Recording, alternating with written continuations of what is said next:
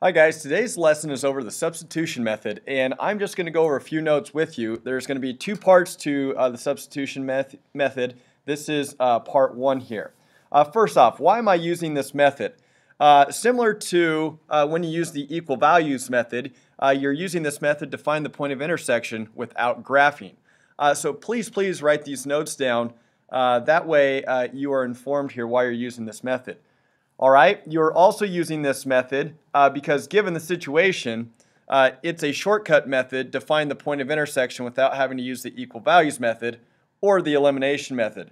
Now, the elimination method here is something that we have not gone over yet, which we will after the substitution method, okay? All right, next item up here. When should I use this method? Because this is going to be really important here. You're going to use this method here when one equation is solved for one variable and the second equation is not solved for the same variable, okay? So for instance, to give you a couple examples here, you're going to solve these equations here. If I notice this first systems of equations here, these two equations, I see that this is solved for y.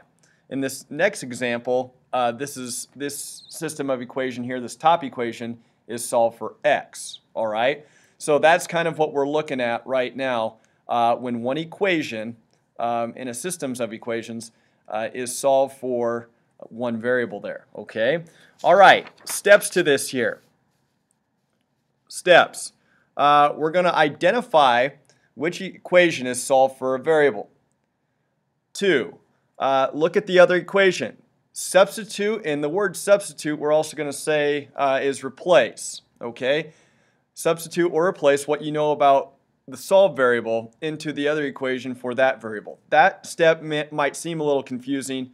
Hopefully it will be easier once we explain it to you in an example. And then step 3, once you have solved for one variable, substitute your answer into one of the other original equations to solve for the other variable. Similar to equal values method there, the very last step, okay? And then step 4 is not on here, but you can check your answer to make sure it's correct, all right? Guys, that was part 1. If you would, please write down these steps, and we'll go over an example here in a little bit. Thank you.